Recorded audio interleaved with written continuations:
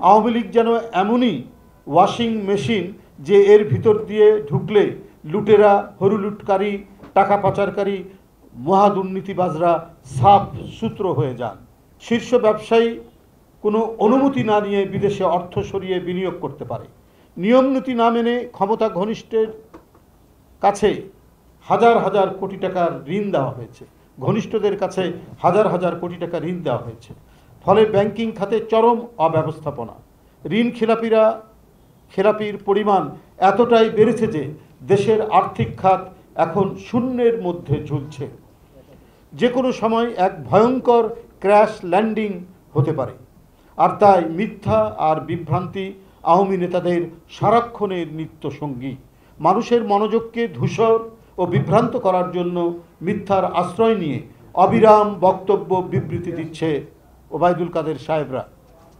অথচ বিরোধী নেতার প্রতি রীতি ও শালীনতা উপেক্ষা করে ক্রমাগত বিষোদ্গার করে যাচ্ছে প্রধানমন্ত্রী শেখ হাসিনা, ডামি প্রধানমন্ত্রী আর ডামি মন্ত্রীরা। বিরোধী দলের কথা বলা, স্বাধীন মত প্রকাশ করা যেন আওয়ামী লীগের নীতি বিরুদ্ধ। সাংবাদিক বন্ধুরা, সারা দেশকে অনতিক্রম্য কাঁটাতারের বেড়ায় ঘিরে রাখার পরেও জুলুমের পরিধি আরও বিস্তৃত করা হচ্ছে প্রতিদিন। ইঞ্জিনিয়ার ইশরাক হোসেন ঢাকা মহানগর দক্ষিণের মেয়র প্রার্থী ছিলেন। অপেক্ষাকৃত এই তরুণ নেতার জনপ্রিয়তায় ডামি সরকার মনে করছে ক্ষমতাসীনদের ক্ষমতায় থাকার নিদারুণ ব্যাঘাত ঘটবে। ইশরাক হোসেন, যার বাবা এদেশের একজন প্রখ্যাত মুক্তিযোদ্ধা এবং একজন প্রখ্যাত রাজনীতিবিদ, যিনি বিভিন্ন পর্যায়ে মন্ত্রিত্ব করেছেন এবং ঢাকার মেয়র হিসাবে দায়িত্ব পালন করেছেন, তার পুত্র ইশরাক হোসেন, সে তার এই তরুণ বয়স থেকেই অত্যন্ত জনপ্রিয়, জনগণের সাথে তার ঘনিষ্ঠতা এবং তার এলাকার মানুষ, বিশেষ করে ঢাকা মহানগর দক্ষিণ এবং সারা মহানগরী সাধারণ মানুষের সাথে এক অভূতপূর্ব মিথস্ক্রিয়া তার সবসময় হয়ে থাকে।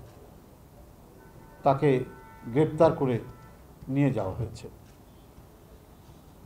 ইশরাকের সাহসী নেতৃত্বে আওয়ামী শাসক গোষ্ঠী অস্বস্তি বোধ করছে। ডামি সরকার বিরোধী দলের নেতাকর্মীদের স্থায়ী ঠিকানা চিরস্থায়ী করতে চাচ্ছে কারাগারকে। তাই প্রকৌশলী ইশরাক হোসেনকে গতকাল পল্টন থানার একটি মিথ্যা মামলায় জামিন না দিয়ে সরকারের নির্দেশে কারাগারে পাঠানো হয়েছে। রাষ্ট্রীয় পেশিশক্তির জোরে চলছে বিরোধী দল দমনের কর্মসূচি। তারপরেও টলিয়ে দেওয়া যায়নি গণতান্ত্রিক আন্দোলনে নেতাকর্মীদের দৃঢ় অঙ্গীকার।